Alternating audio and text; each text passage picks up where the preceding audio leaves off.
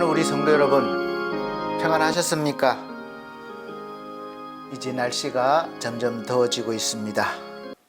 에어컨을 늘 가까이 하다 보니까 이제 또 생각지도 못하게 감기가 걸릴 수 있고, 또 저는 코 알러지가 있어서 자주 코가 막히고 이런 증상 때문에 또 나름대로 여름이 오면 고생을 좀 하고 있습니다. 하여간 건강 잘 지키시고 기쁜 마음으로 또 여기 오셨사오니 이제 우리 다 함께 마음을 합하여 우리 하나님 아버지께 기쁜 마음으로 예배를 드리도록 하겠습니다. 다 같이 묵상기도 드리겠습니다.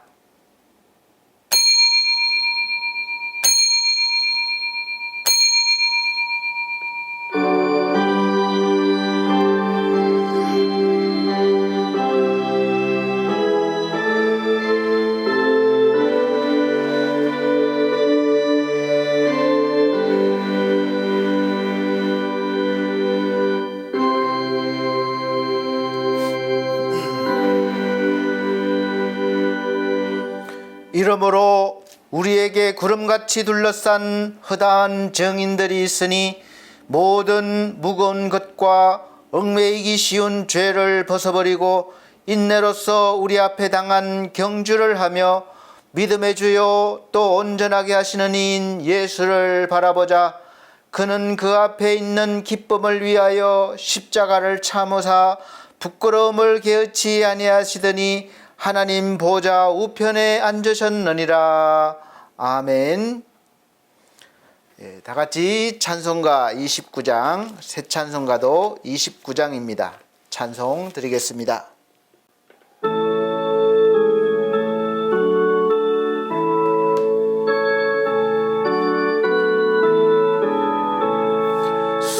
성도여 다 함께 할렐루야 아멘. 주 찬양하여라 할렐루야 아멘. 주 보좌 앞에서 택하신 은혜를 다 찬송하여라 할렐루야 아멘. 만문을 열어라 할렐루야 아멘. 온 하늘 울려라 할렐루야 아멘. 인도자 되시며 친구가 되신 주 그 사랑 끝없다 할렐루야 아멘. 주 찬양하여라 할렐루야 아멘. 근영은 끝없다 할렐루야 아멘. 거룩한 집에서 전총 기리며 늘 찬송하여라 할렐루야 아멘. 아멘.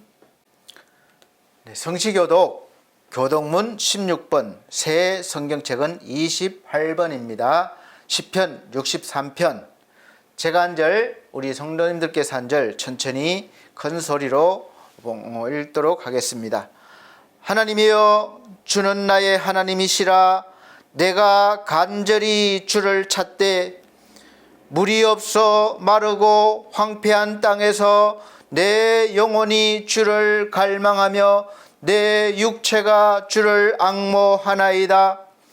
내가 주의 권능과 영광을 보기 위하여 이와 같이 성소에서 주를 바라보았나이다. 주의 인자하심이 생명보다 나음으로 내 입술이 주를 찬양할 것이라.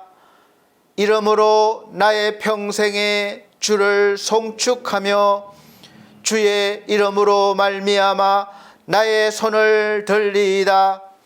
골수와 기름진 것을 먹음과 같이 나의 영혼이 만족할 것이라. 나의 입이 기쁜 입술로 주를 찬송하되 내가 나의 침상에서 주를 기억하며 새벽에 주의 말씀을 작은 소리로 읊조릴 때에 하오리니 주는 나의 도움이 되셨음이라. 다 같이 내가 주의 날개 그늘에서 즐겁게 부르리이다. 아멘. 다 같이 사도신경으로 신앙 고백 드리도록 하겠습니다. 나는 전능하신 아버지 하나님 천지의 창조주를 믿습니다. 나는 그의 유일하신 아들 우리 주 예수 그리스도를 믿습니다. 그는 성령으로 잉태되어 동정녀 마리아에게 나시고 본디오 빌라도에게 고난을 받아 십자가에 못 박혀 죽으시고 장사된 지 사흘 만에 죽은 자 가운데서 다시 살아나셨으며 하늘에 오르시어 전능하신 아버지 하나님 우편에 앉아 계시다가 거기로부터 살아있는 자와 죽은 자를 심판하러 오십니다. 나는 성령을 믿으며 거룩한 공교회와 성도의 교제와 죄를 용서받는 것과 몸의 부활과 영생을 믿습니다. 아멘. 다 같이 찬송가 85장, 새 찬송가도 85장입니다. 다 같이 찬송 드린 후에 예배를 위해서 유미연 사모님 기도해 주시도록 하겠습니다.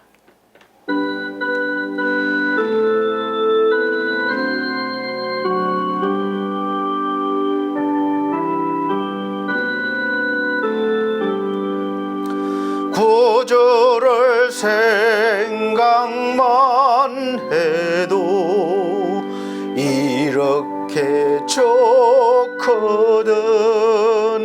주 얼굴 배울 때에야 얼마나 좋으랴. 만민의 구주 예수의 귀하신 이름은 천지에 있는 이름 중 비할 데 없도다. 참 회개하는 자에게 소망이 되시고 구하고 찾는 자에게 기쁨이 되신다. 예수의 넓은 사랑을 어찌다 말하랴. 주 사랑 받은 사람만 그 사랑 알도다. 사랑의 구주 예수여 내 기쁨 되시고 이제로부터 영원히 영광이 되소서. 아멘. 예배를 위해서 유미연 사모님 기도해 주시도록 하겠습니다. 만군의 여호와 주께 의지하는 자는 복이 있나이다. 아멘. 사랑과 은혜가 풍성하신 하나님 평강으로 인도하시니 감사합니다. 이번 한 주간도 우리 교회와 가정을 지켜주시고 여름철 시원하게 장맛비가 내린 것처럼 오늘 우리의 예배 가운데 은혜의 비를 내려주셔서 우리의 마음이 하나님의 은혜와 감격으로 가득 채워지게 하옵소서. 한 주간 세상 속에 살면서 지은 죄가 있다면 그리스도의 보혈로 깨끗이 씻어주시고 하나님의 용서와 자비를 의지하여 오늘 예배 가운데 선하신 하나님의 음성을 듣는 은혜의 시간이 되게 하옵소서. 주님이 세우신 나라와 민족을 위해 기도합니다. 나라와 민족을 위해 기도하는 사람이 더욱 많아지고 정치, 경제, 문화, 청년들이 힘들고 어려울 때일수록 더욱 무릎으로 나아가게 하시고 위정자들 가운데서도 하나님을 경외하는 자들이 더욱 많아지게 하옵소서. 우리 교회를 위해 기도합니다. 우리의 다음 세대가 굳건히 지켜지게 하옵소서. 반석계 성도들이 세상 속에서 믿음의 동역자가 많아지고 한 명 한 명이 영적인 빛과 소금의 역할을 잘 감당하는 성도들 다 되게 하옵소서. 말씀을 전하시는 담임 목사님을 위해 기도합니다. 늘 영육 간에 강건하시고 목회의 사역을 잘 감당할 수 있도록 영적인 건세와 능력을 더하여 주옵소서. 오늘 선포되어지는 말씀을 통하여 성도들의 영혼이 살아나는 귀한 은혜의 시간에 시간 말씀을 받는 우리들은 아멘으로 화답하여 아름다운 교회를 세워 나가게 하시고 예배의 시종을 주님께 맡겨드리며 우리를 사랑하시는 예수 그리스도의 이름으로 기도합니다. 아멘.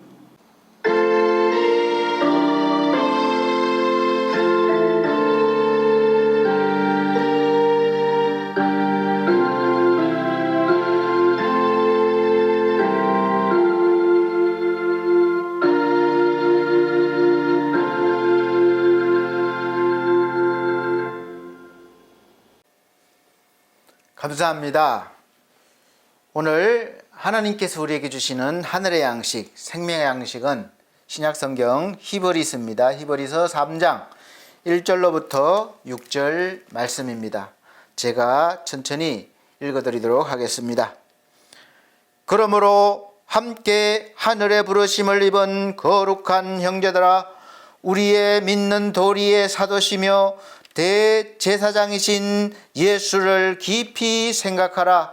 저가 자기를 세우신 이에게 충성하시기를 모세가 하나님의 온 집에서 한 것과 같으니, 저는 모세보다 더욱 영광을 받을 만한 것이 마치 집 지은 자가 그 집보다 더욱 존귀함 같으니라.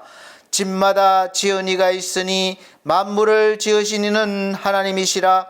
또한 모세는 장래에 말할 것을 증거하기 위하여 하나님의 온 집에서 사환으로 충성하였고, 그리스도는 그의 집 맡은 아들로 충성하였으니 우리가 소망의 담대함과 자랑을 끝까지 견고히 잡으면 그의 집이라. 아멘.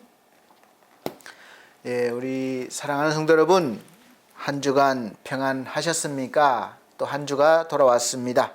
이제 벌써 한 해의 절반이 이제 지나가고 있습니다. 세월 참 빠르죠? 이 흘러가는 세월 속에 무엇을 하고 살았나 한번 생각해 보는 시간 되시고, 또 앞으로 어떻게 할 것인지에 대해서도 생각해 보시는 그런 시간, 예배 시간 되시길 바랍니다. 오늘 말씀을 준비하면서 말씀 선포 제목을 무엇으로 정해야 되나 여러 번 고민을 해서 이렇게 바꿨다 저렇게 바꿨다 했습니다. 사실 제목 정하는 것도 쉽지가 않아요. 제목을 딱 들었을 때 관심이 가야 되고 또 뭔가 보고 싶은 그런 느낌이 나야 되기 때문에 쉽지가 않습니다. 그래서 오늘 깊이 생각하고 행동하는 사람이라고 말씀을 제목 정했는데, 또 다른 제목을 함께 부르심을 입은 사람들, 또 아니면 또 말씀으로 삶을 살아내는 사람, 이렇게 지을까 그렇게 고민했습니다. 근데 깊이 생각하고 행동하는 사람이라고 오늘 확정하고 말씀을 선포하도록 하겠습니다. 생각하는 사람이라는 말을 들으면 우리가 바로 알고 있는 어떤 동상의 이미지가 바로 떠오릅니다. 제가 보여드리는데 바로 이 동상이죠. 많이 보셨죠? 아주 고뇌에 찬 그런 모습으로 앉아있는 모습입니다. 언뜻 봐도 정말 무엇인가 깊이 생각하고 고민하는 듯한 모습이에요. 이 동상이 너무 유명해서 보는 사람마다 생각하는 사람이라고 다 알지만 사실 또 이 동상을 만든 작가가 로댕이라는 것도 알고 있어요. 근데 이 사람에 대해서는 어떤 사람인지는 잘 모를 겁니다. 로댕이 누구인가? 정말 뭘 하는 사람일까요? 뭐 동상을 만드는 사람일까요? 아니면 뭐 진짜 생각하는 사람일까요? 한번 검색을 저도 해봤습니다. 이 로댕에 생각하는 사람은 유명한 미켈란젤로의 그 조각상 일 펜소로스라는 거기에서 영감을 받아 만들어졌다고 합니다. 이 생각하는 사람의 자세를 잘 보시면 오른쪽 팔꿈치가 왼쪽 허벅지 위에, 그러니까 대퇴부 위에 교차하듯 상당한 불편한 자세를 취하고 있습니다. 이런 자세와 근육을 강조시킨 이 표현주의적인 묘사는 그 대상의 진지한 고뇌에 빠진 힘든 아주 심리적 분위기를 잘 전달한다고 합니다. 또 상체를 숙이고 팔이 교차되는 자세로 인해서 조각상 안으로 그림자가 생겨서 대상의 어둡고 무거운 분위기를 더욱 잘 자아낸다고 합니다. 뭐 여기에서 제가 이렇게 하니까 아유 어떻게 저렇게 잘하나 저도 검색해서 뺏겨왔습니다. 한번 보십시오. 이 생각하는 사람은 도대체 무엇을 이렇게 심각하게 생각하고 있을까? 한번 여러분 생각해 보셨습니까? 그냥 단순히 생각하는 사람이라고 이렇게 규정 짓지 마시고 한번 뭘 그렇게 깊이 고민할까 생각할까? 이 생각하는 사람은 단테라는 사람, 또 단테는 누구인가? 뭐 복잡하지만 뭐 문학가이자 철학가이자 신학, 수사까지 공부한 아주 유명한 사람입니다. 그래서 단테의 신곡하면 유명하죠. 그래서 그 지옥편에서 지옥의 문을 묘사하는 것을 모티브로 만들어졌다고 이렇게 설명하고 있습니다. 즉 생각하는 사람은 지옥에 대해서 깊이 생각하지 않았을까? 이렇게 생각하고 있는데 사실 고뇌하고 생각하는 인간의 행위와 의미에 대해서는 다양한 해석을 하게 합니다. 여러분은 매일매일 무엇을 제일 많이 생각하시면서 살고 계십니까? 사랑하는 사람, 뭐 집에 대해서 어떻게 집을 살까, 대출을 갚을까, 또 사업, 이렇게 어떻게 사업을 잘할까, 직장, 어떻게 하면 직장에서 잘 성공할 수 있을까, 또 여러 가지 늘 생각하는 그가 제일 비중을 많이 차지하는 부분이 있을 겁니다. 돈, 사람, 어떤 환경, 뭐 건강 다 다르시겠지만 제일 많이 생각하는 부분이 사실 나에게 제일 필요한 그런 부분일 수도 있습니다. 아마 연령대별로 다 다를 거예요. 어린아이들, 또 10대, 20대, 30대, 40대, 50대, 60대, 70대, 80대, 90대, 요즘은 100대, 100세 때 다 다를 겁니다.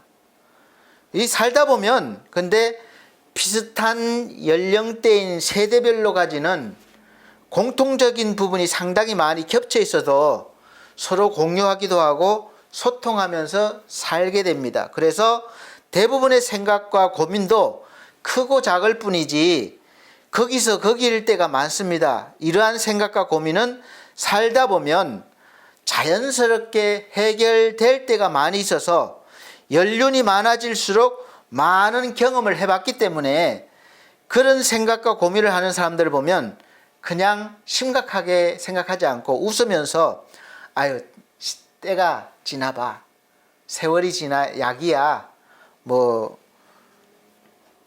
당신도 살아봐, 나이 들어봐, 사실 아무것도 아니야, 이렇게 될 때가 많습니다. 그래서 나온 말이 세월이 약이라는 말이에요. 지나가면 웬만한 것은 다 그때 내가 그렇게 죽고 싶을 만큼 힘들었고 고민스러웠던 것도 아무렇지도 않게 생각할 때가 있습니다. 그래서 이것 또한 지나가리라 이 말씀이 유명하죠. 그래서 사람들은 평상시에 어떤 생각을 하느냐에 따라서 인생이 달라질 수가 있습니다. 우리 영혼은 정신을 지배하고 정신은 몸을 지배하기 때문에 그렇습니다. 요즘 생각 없이 사는 사람들이 많은 것 같아요. 그래서 세월 따라 그냥 흐름에 따라서 내 생각대로가 아니라 흐름에 따라서 묻혀 사는 사람들이 많이 있습니다. 그래서 늘 어떻게 보면 멍하게 있으면 정신 차려 이렇게 딱 충고를 주잖아요. 정신 바짝 차려야 돼. 세상이 어떤 세상인데 이렇게 충고를 하잖아요.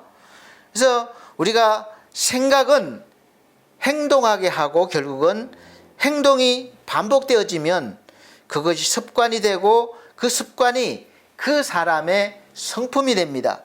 그리고 그 사람의 인생이 됩니다. 그러니까 우리가 평상시에 어떤 생각을 하고 사느냐가 아주 무척 중요하다고 볼 수 있죠. 특히 우리 그리스도인들은, 믿음의 사람들은 예수를 항상 생각하며 살아야 됩니다. 세상의 흐름에 따라 그냥 살면 안 됩니다. 우리는 거슬러 올라가야 되는 거예요. 생각은 국어사전에 보니까 헤아리고 판단하고 인식하는 것 따위의 정신작용이라고 설명하고 있습니다. 그래서 성경에서는 잠언 23장 7절에 대저 그 마음의 생각이 어떠하면 그 위인도 그러한 적이라고 말씀하고 있습니다. 생각이 그 사람이 된다는 말이에요. 지금의 내 모습은 내 생각이 만들어낸 작품입니다. 여러분은 어떤 작품을 만들고 싶습니까? 내 인생이 어떻게 되길 원합니까? 지금부터 생각하는 것에 따라서 달라질 수가 있습니다. 생각이 이렇게 중요한데 여러분은 지금 어떤 생각을 하시면서 살고 계십니까? 살아갈 것입니까? 지금의 내 모습은 어떻습니까? 세상적인 성공을 말하는 게 아닙니다. 내 얼굴 모습, 내 모습이 지금 예수 믿는 사람처럼 보입니까? 그리스도인처럼 보여요? 생각에는 두 가지가 있습니다. 첫 번째는 인간의 생각이에요. 우리 생각. 이렇게 생각이 중요한데 우리는 죄로 인해서 그 생각 자체가 타락되어 있기 때문에 항상 좋은 생각을 하기보다는 죄 짓는 생각밖에 할 수가 없는 존재가 되었어요. 그러니까 죄를 짓는 것은 죄 때문에 악한 것이 나온다는 거예요. 결과물이. 우리 인간의 생각을 그래서 성경에서는 허탄한 생각, 그래서 항상 악할 뿐이다라고 말씀하고 있어요. 선한 마음, 선한 생각도 흉내만 낼 뿐 하나님 앞에서 하나님이 인정하는 하나님의 의, 선을 이룰 수가 없다는 거예요. 좀 건전하고 건설적인 생각을 하는 것으로 시작하지만 결국은 죄로 연결되고 악으로 열매를 맺고 마는 것입니다. 그래서 성경에서는 이렇게 말씀하고 있어요. 창세기 6장 5절 말씀해 보면 여호와께서 사람의 죄악이 세상의 관영함과 그 마음의 생각의 모든 계획이 항상 악할 뿐임을 보시고, 그래서 6절 땅 위에 사람 지으셨음을 한탄하사 마음에 근심하시고, 7절 가라사대 나의 창조한 사람을 내가 지면에서 썰어버리되 사람으로부터 육축과 기는 것과 공중의 새까지 그러하리니 이는 내가 그것을 지었음을 한탄함이리라 하시니라. 아멘. 하나님과의 관계가 이 끊어진 우리 인간은 이제 그 마음의 생각과 모든 계획이 항상 하나님 앞에서 악할 수밖에 없고 하나님을 대적하는 원수가 되어버렸습니다. 선한 열매를 맺지 않고 악한 열매를 맺게 되니까 그렇게 된 거예요. 그래서 하나님의 은혜를 입지 않으면 회복할 수가 없는 존재가 되어버렸습니다. 근데 너무나 소망적이고 멋지고 감동적인 말씀이 이어지고 있습니다. 8절 말씀에 그러나, 완전히 역전이에요. 그러나 노아는 하나님께 은혜를 입었더라. 아멘. 이 악한 세상에서 그러나 이 두여기는 여러분은 하나님께 은혜를 입었더라. 그래서 다른 거예요. 은혜를 입었기 때문에 다른 거예요. 내가 뭐 특별나서가 아니에요. 이 모습이 바로 오늘 저와 여러분입니다. 하나님의 은혜를 입지 않으면 좀 잘난 것 같아도 다 썩어 없어질 그런 생각이요 결국은 멸망할 생각이고 결과입니다. 겉으로 보기엔 그럴듯하게 포장되어 있을 뿐입니다. 그 속에는 악이 가득 차 있습니다. 지금 여러분 속이 깨끗한 것 같고 천사는 아니더라도 천사 비슷하다고 생각할지 모르시겠지만 나만 같아봐. 얼마나 내가 아주 아름답진 않지만 그래도 나 정도만 되면 괜찮아 이렇게 생각할 수 있죠. 그러나 누가 내 속을 한번 뒤집어 보고 흔들어 보십시오. 그때부터 내 속에서 여러분 속에서 무엇이 올라옵니까? 분노가 올라옵니다. 악이 올라옵니다. 온갖 구정물들이 다 올라옵니다. 그래도 샘물처럼 깨끗한 마음이 올라와서 즐겁고 행복하게 웃으면서 아무렇지 않게 용서하고 이해할 수 있습니까? 아니에요. 온갖 구정물들이 다 올라와요. 부모 자식이라도 가족이라도 아무리 친한 친구라도 사랑하는 사람이라도 그렇게 안 됩니다. 온갖 더러운 것들이 올라와서 분노와 미움과 악이 올라와서 상대방을 잡아먹을 것 같아요. 원수로 만듭니다. 이게 바로 나의 모습, 여러분의 모습, 우리의 모습이었다는 것을 잊지 마시기 바랍니다. 그러나 그 모습으로 우리는 하나님의 은혜를 입었다. 이 말씀이에요. 내 마음, 내 생각, 하나님이 없는 마음에서 생각에서 나오는 행동은 또 어떻겠습니까? 하나님의 말씀 앞에 서면 낱낱이 다 드러납니다. 그래서 로마서 1장 28절부터 보면 또한 저희가 마음에 하나님 두기를 싫어하며 이 사람이 나였어요. 여러분이었어요.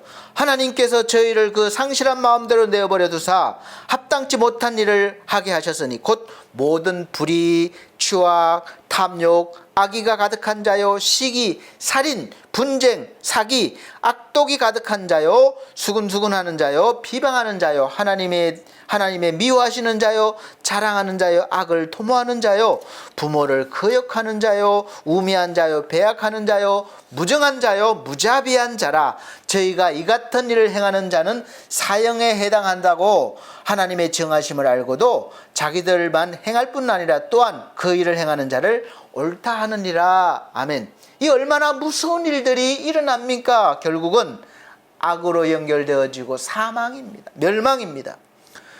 그래서 제가 자주 드리는 말씀이 우리는 늘 내가 잘한 것, 내 의를 가지고 나를 판단하지 말라는 거예요. 하나님 앞에, 즉 하나님의 율법 앞에 나를 세워서 먼저 나를 판단해야 됩니다. 바라봐야 됩니다.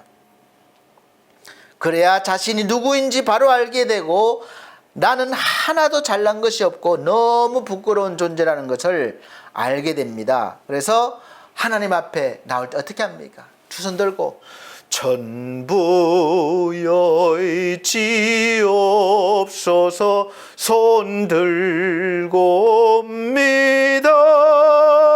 주 나를 외면하시면 나 어디 가리까. 내 죄를 씻기 위하여 피 흘려 주시네. 곧 회개하는 마음으로 주 앞에 옵니다. 이렇게 되는 거예요. 성경이 쓰여진 목적은 우리를 그렇게 만들기 위함입니다. 우리가 법을 잘 지키고 윤리와 도덕으로 우리 인간이 올바르게 본이 되게 살라고 기록된 게 아니에요. 다른 종교들도 다 그렇게 가르치고 있습니다.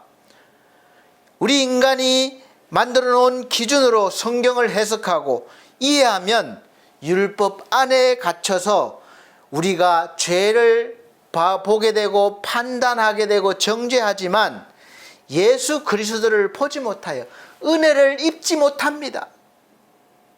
그 안에 갇혀버리게 돼요.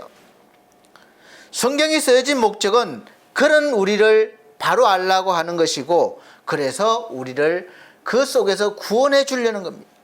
나를 구원하시는 목적으로 쓰여졌습니다. 그래서 요한복음 5장 39절 말씀에는 너희가 성경에서 영생을 얻는 줄 생각하고 성경을 연구하거니와 이 성경이 곧 내게 대하여 증언하는 것이니라. 아멘. 내게 대하여 증언하는데 내가 누굽니까? 바로 예수 그리스도이십니다. 예수 그리스도를 다 집중해서 비추는 거예요. 어떤 사건, 어떤 일들을 통해서 예수를 바라보게 하는 거예요. 디모데후서 3장 15절 17절 말씀에는 또 어려서부터 성경을 알았나니 성경은 능히 너로 하여금 그리스도 예수 안에 있는 믿음으로 말미암아 구원에 이르는 지혜가 있게 하느니라. 예수를 바라보고 구원을 얻는 지혜를 얻게 하게 함이에요. 모든 성경은 하나님의 감동으로 된 것으로 교훈과 책망과 바르게 함과 의로 교육하기에 유익하니 이는 하나님의 사람으로 온전하게 하며 모든 선한 일을 행할 능력을 갖추게 함이라. 아멘.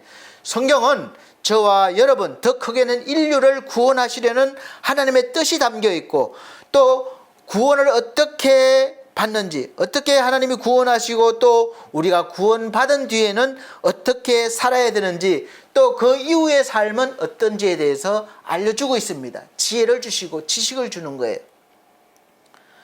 하나님이 어떤 존재인지, 하나님의 창조와 인간이 또 어떤 존재인지, 그리고 타락한 이후의 인간을 하나님의 사랑으로 어떻게 구원을 완성해 놓으셨고, 구원받은 우리 인간이 어떤 모습으로 어떻게 하나님 앞에 살아야 되고 하나님을 나타내고 영광을 돌리며 전해야 하는지에 대한 내용으로 채워져 있습니다.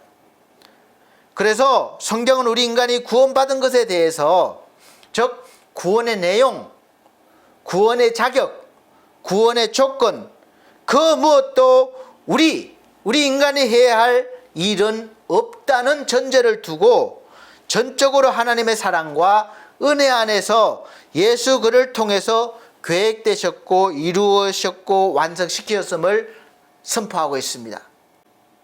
아예 확정해 놓으셨기 때문에 그 누구도 바꿀 수가 없어요.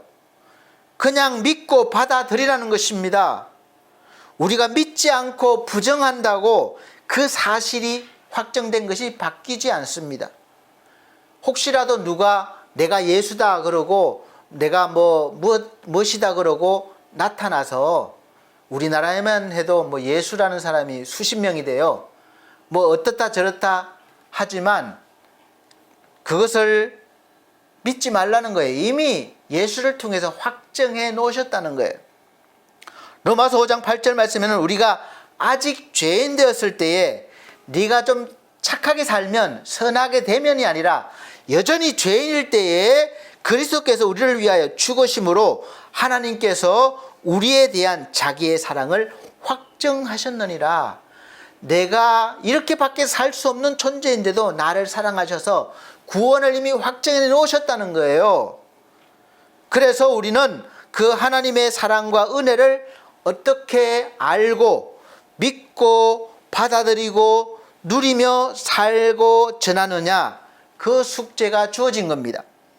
우리는 하나님의 사람으로 온전해지고 선한 일을 행할 능력이 없기 때문에 하나님께서 성경을 주셔서 기록해 주셔서 계속해서 말씀을 기록하게 하셔서 교훈하시고 책망하시고 바르게 살도록 하시고 하나님의 의를 구하고 받게 하셔서 그렇게 하면 온전하게 된다는 거예요.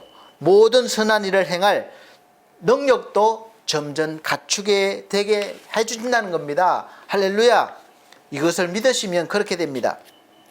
이 사실을 믿음으로 깨달은 사람은 너무도 기쁘고 감사하고 즐겁고 행복해서 하나님이 우리를 구원해 주시려고 보내주신 예수 그리스도를 전하지 않을 수가 없게 되는 것입니다.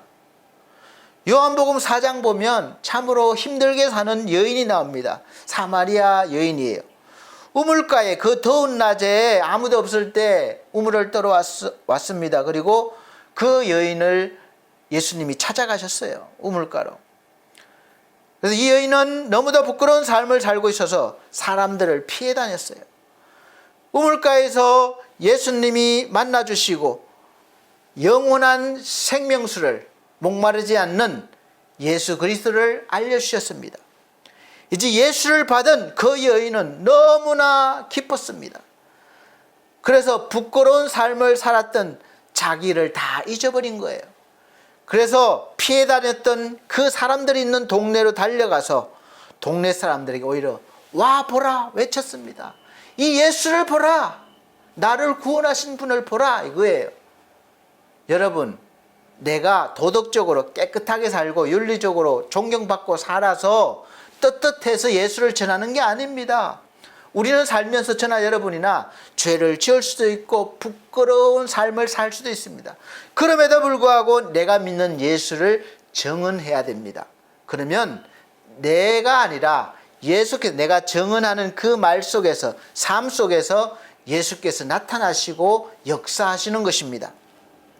예수를 만난 사람은 첫째는 자신이 너무도 부끄러운 존재임을 알게 되고, 둘째는 너무도 큰 은혜를 입었다는 것을 알게 되면서 전하지 않고는 견딜 수가 없는 겁니다. 우리가 아주 특별한 맛을 내는 맛집을 요즘 많이 소개하는데, 내가 맛집을 누군가에게 소개받았어요.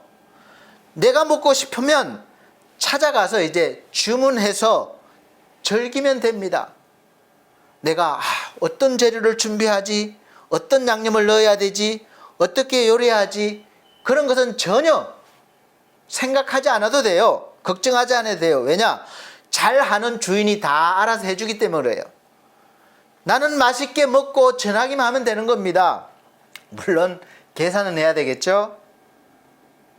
생각하는 사람은 사실 먼저는 어쩔 수 없이 윤리와 도덕, 하나님의 율법과 교리의 삶을 살게 됩니다. 우리 기독교로 말하면 교리를 배우고 그 율법을 배우고 그 테두리 안에서 살려고 절제하며 노력합니다. 유대인들이 그랬어요. 안식일을 지키라 그러면 정말 마음의 안식을 누리라고 그랬는데, 겉으로 집 밖에 50보, 걸음으로 50보 밖으로 나가면 안 돼. 불을 사용하면 안 돼. 뭐 그렇게 하는 거예요. 오히려 자신을 그렇게 가두어 놓는 겁니다. 자유가 없게. 종교적인 열심인 것입니다. 그 안에서 나름대로, 그럼에도 불구하고 하나님은 은혜를 주셔요. 은혜를 받고 감동을 받고 변화되기도 합니다. 그러나 한 단계 더 나가서 오늘 본문의 말씀처럼 예수를 더 깊이 생각해야 됩니다. 왜 하나님이 율법을 주셨고 예수를 포기하시는지 깊이 생각해야 돼요. 그러면 이제 교리적으로 자신의 노력과 거룩한 행위로 얻었던 인간의 의를 넘어서게 되면서 하나님의 은혜로 받는 하나님의 의, 즉 예수 그리스도께서 이루어 놓으신 예수의 의를 깨닫게 되고 구하게 되고 받게 됩니다. 그리고 드디어 그래서 그 뒤에는 하나님의 말씀을 담는 사람이 되는 거예요. 그래서 말씀의 삶을 살게 됩니다. 여러분, 내가 말씀으로 살아야지 노력하지만 하나님의 말씀이 나를 말씀으로 살게 하는 거예요. 사실은 나는 순종하기만 하면 되는 겁니다. 하나님은 그 마음을 순종하게 만드시는 작업을 계속 하시는 거예요.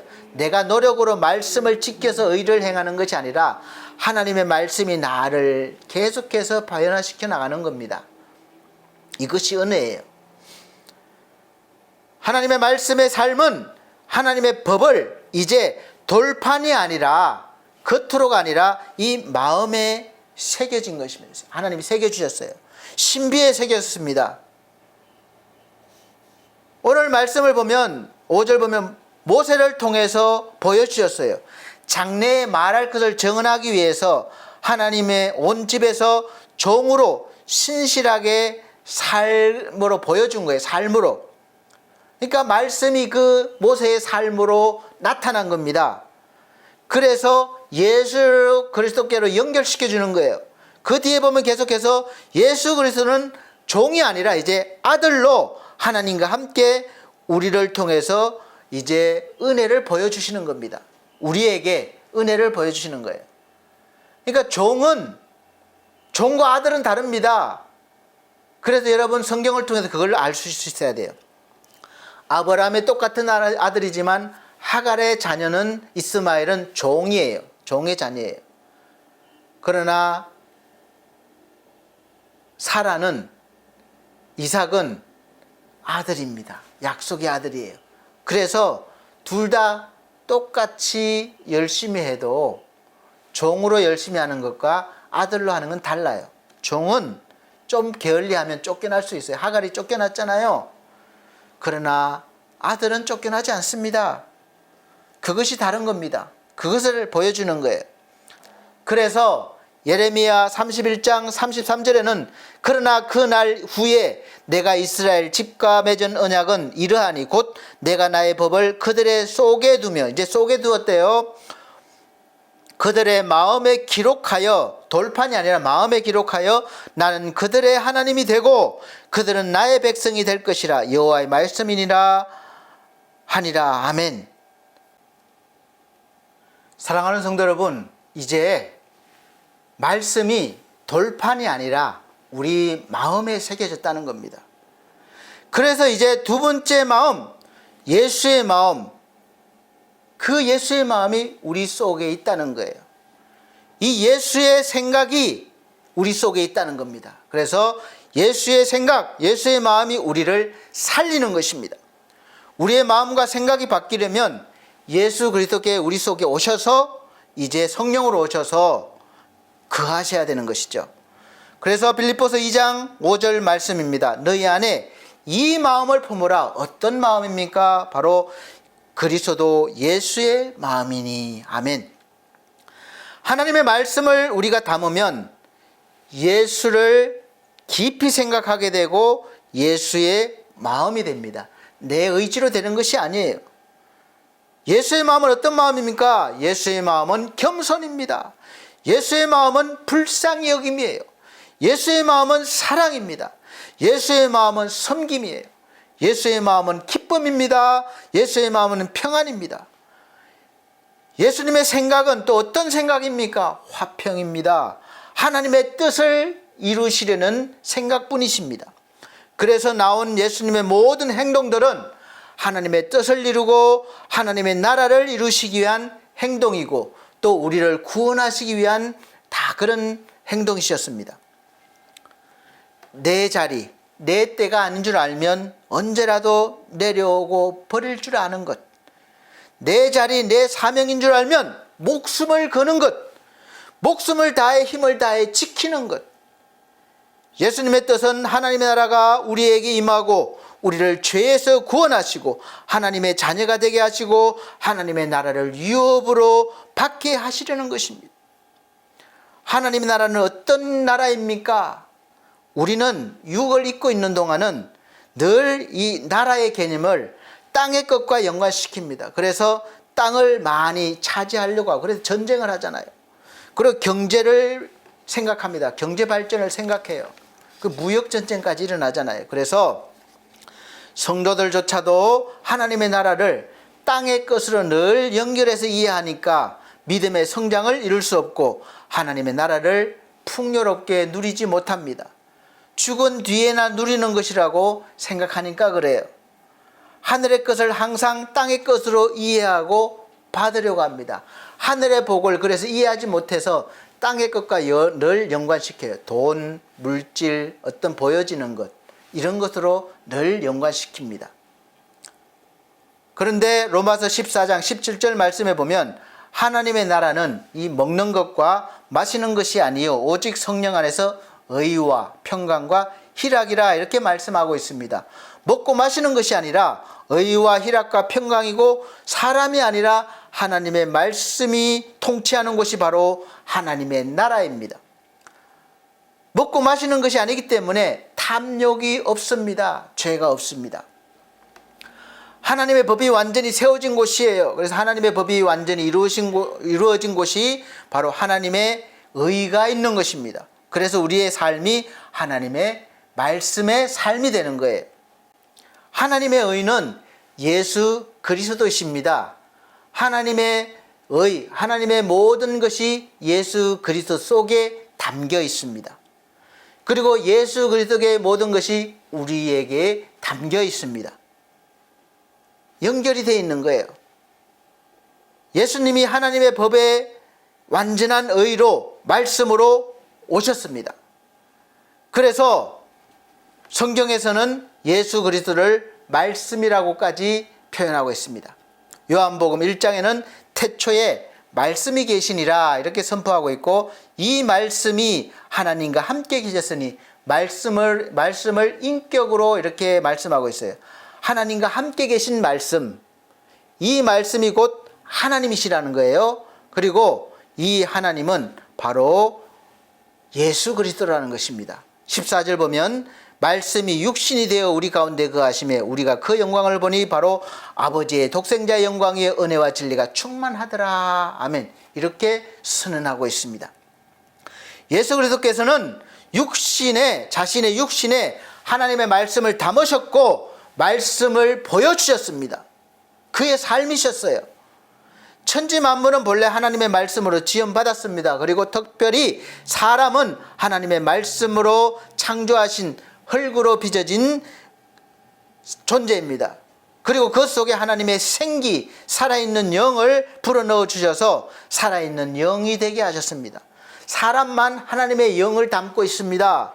우리 속에 하나님의 살아있는 말씀이 역사해서 하나님의 나라를 회복하고 이루어 나가시는 그 일을 지금도 계속하고 계십니다. 내 생각은 죄의 범위에서 벗어나지 못해요. 좀 잘난 척해도 거기에 머물고 맙니다. 그리고 죄는 우리를 늘 무겁게 합니다. 죄의 짐이 늘어날수록 힘들어할 수밖에 없습니다. 우리 인생이 왜 힘듭니까? 죄의 짐이 자꾸 지어지기 때문에 그래요. 이 무거운 짐을 지고 기분이 좋아서 막 뛰어다니는 사람은 없어요. 아이고 죽겠다. 자꾸 땅으로 들어가게 되는 거죠. 지옥입니다. 그러나 예수의 생각은 의예요. 하나님의 의입니다. 거룩함입니다. 깨끗함입니다. 짐을 다 내려놓게 합니다. 그러니까 가벼워집니다. 날아갈 것 같아요. 그래서 하늘로 올라갑니다. 천국입니다. 하나님의 말씀이 육신으로 나타나서 우리에게 거하시면 어떻게 됩니까? 바로 말씀은 뜨거움입니다. 쇠를 녹여요. 우리의 냉랭한 마음도 녹입니다. 마음을 뜨겁게 합니다. 그래서 성령 받은 사람 뜨겁다고 많이 외쳐요. 불 받아라. 그래서 나온 말입니다. 말씀은 반대로 또 차가움입니다. 분노를 가라앉혀요. 화를 가라앉힙니다. 화가 나면 말씀이 들어오면 소화기로 불을 끄는 것 같이 분노가 가라앉습니다. 또 말씀은 평안입니다. 불안을 잠재웁니다. 말씀은 능력입니다. 약함을 해결합니다. 문제를 해결합니다.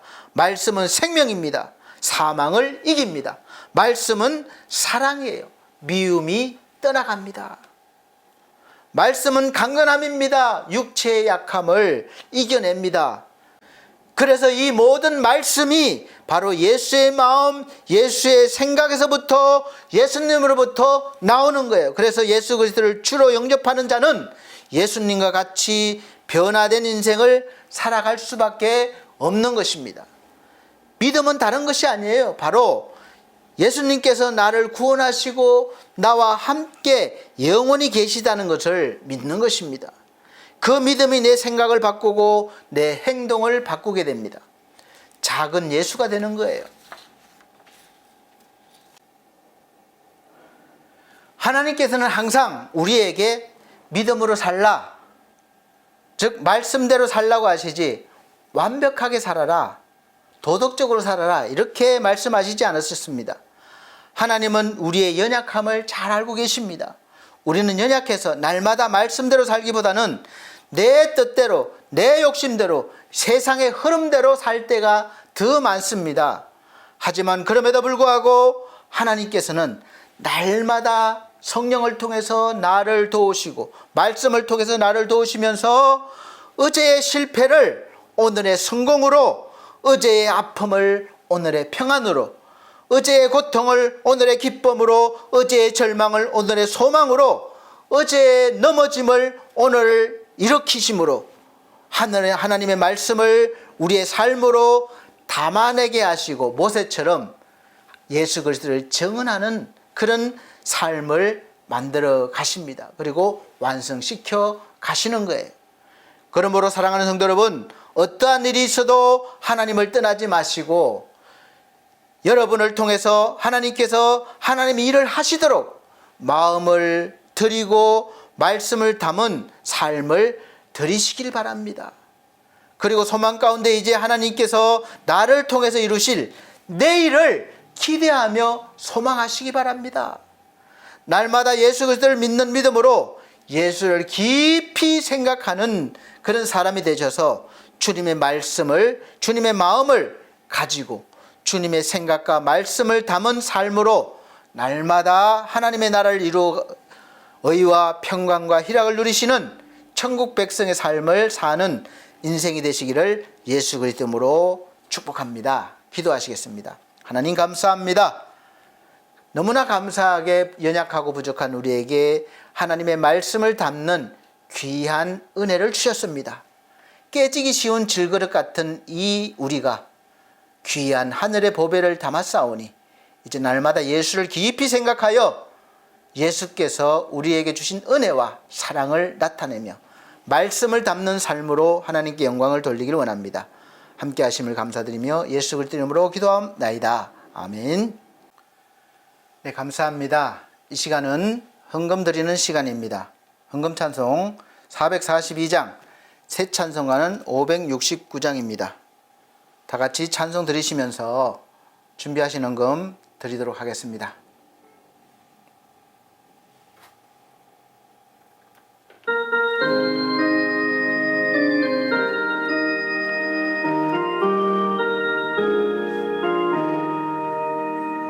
선한 목자 되신 노래주 항상 인도하시고 푸른 풀밭 좋은 곳에서 우리 먹여주소서. 선한 목자 구세주여 항상 인도하소서. 선한 목자 구세주여 항상 인도하소서. 양의 문이 되신 예수여 우리 영접하시고 길을 잃은 양의 모래를 항상 인도하소서. 선한 목자 구세주여 기도 들어주소서. 선한 목자 구세주여 기도 들어주소서. 흠이 많고 약한 우리를 용납하여 주시고 주의 넓고 크신 은혜로 자유 얻게 하셨네. 선한 목자 구세주여 지금 나아갑니다. 선한 목자 구세주여 지금 나아갑니다. 일찍 주의 뜻을 따라서 살아가게 하시고 주의 크신 사랑 베푸사 따라가게 하소서. 선한 목자 구세주여 항상 인도하소서. 선한 목자 구세주여 항상 인도하소서.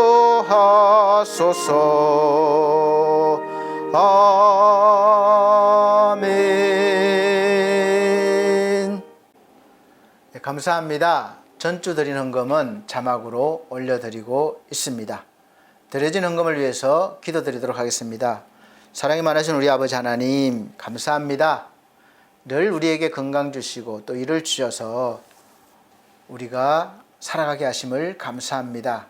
모든 것이 주께로 왔음을 고백드리며 10의 1조를 구별하여 하나님께 드립니다. 또 날마다 그 크신 은혜에 감사하여 감사 헌금을 드립니다. 또 생명을 구원하고자 그 마음으로 선교 헌금 드립니다. 우리 하나님 이모저모로 드렸습니다. 마음도 물질도 받아주시고 이 귀한 손길과 마음에 늘 하나님의 말씀이 담겨지게 하시고 역사하여 하나님의 영광이 나타나며 하나님의 기쁨과 찬송이 되게 하여 주옵소서. 우리 사랑하는 귀한 손길들, 귀한 영혼들의 삶 속에서 날마다 하나님의 능력이 기쁨이 넘치게 하여 주옵소서. 예수 그리스도 이름으로 축복하고 기도함나이다. 아멘. 네, 감사합니다. 교회 소식 전해드리도록 하겠습니다. 첫 번째는 24년도 올해 교회 표어가 반석교회 표어가 새로운 사람 새로운 삶입니다. 고린도후서 5장 17절 말씀을 토대로 주제가 정해졌습니다.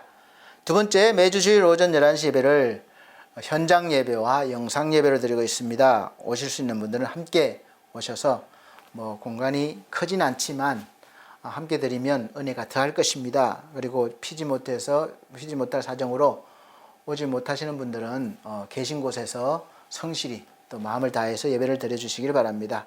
세 번째, 우리 성도들의 가정과 직장과 사업을 위해서 기도해 주십시오. 어려운 때이지만 잘 넘어갈 수 있도록 6월절의 은혜가 있도록 우리 기도해 주시고, 또 몸과 마음 그리고 우리 믿음이 연약한 성도들이 있습니다. 건강회복과 믿음회복을 위해서 기도해 주시기를 바랍니다. 우리 또 특별히 기도 부탁한 지상준 청년이 몸에 장애도 있고 몸이 좋지 않은데 우리 하나님께서 이 영혼 붙잡아 주셔서 하나님의 뜻이 이 상준이를 통해서 청년을 통해서 이루어지고 하나님의 기쁨이 되고 또 부모님의 기쁨이 되고 이렇게 소망이 될 수 있도록 역사해 달라고 기도해 주시고, 상준을 통해서 우리 온 가족들이 주 안에서 늘 기쁨이 충만한 믿음의 삶을 살 수 있는 그런 은혜가 있기를 기도해 주시길 바랍니다.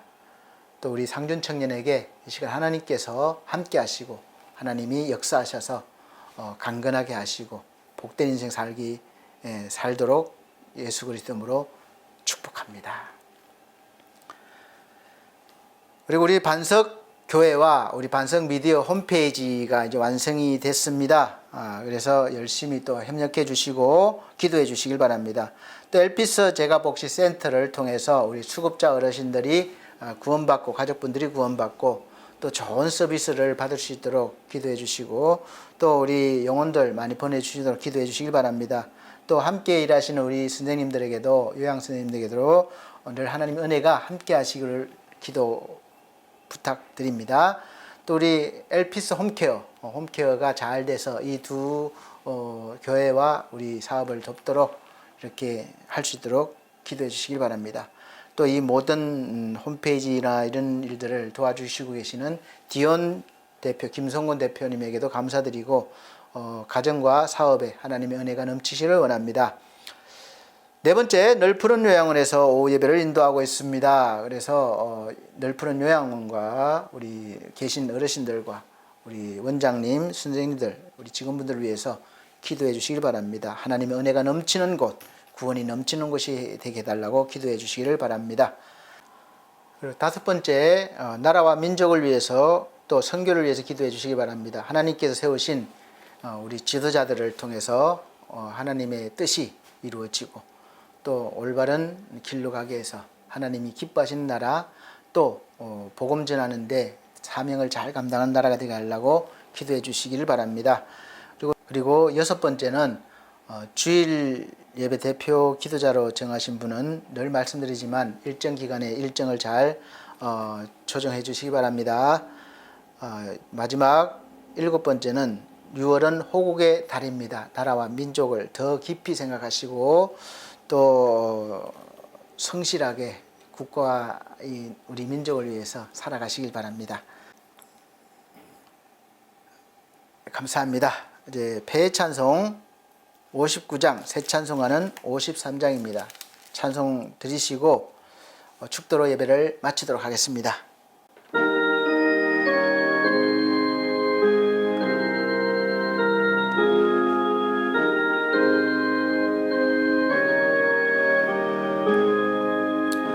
성전을 떠나가기 전 머리를 숙일 때 주께서 함께 계시고 복 내려줘소서. 집으로 돌아가는 길 주 동행하시고 내 모든 행심사를 다 지켜주소서. 거룩한 날이 다가고 저녁이 되도록 주의 맘에 빗대사 늘 계시옵소서.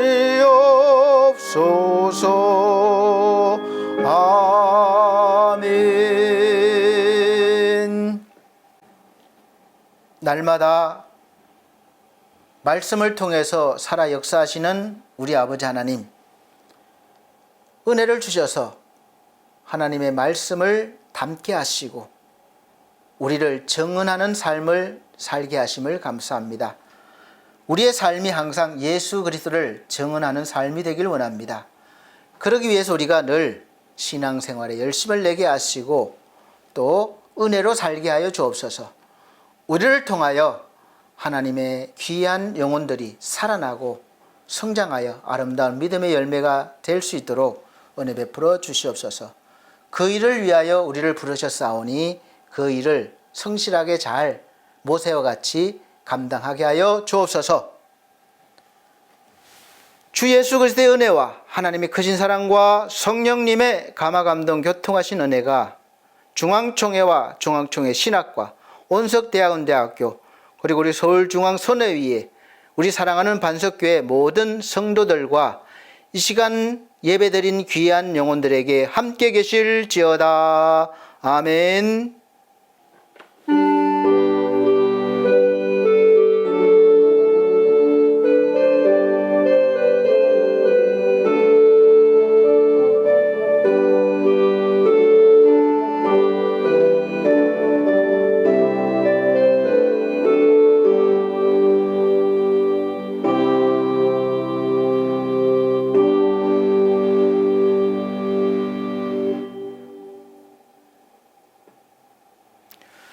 감사합니다. 모든 영광 하나님께 올려드립니다.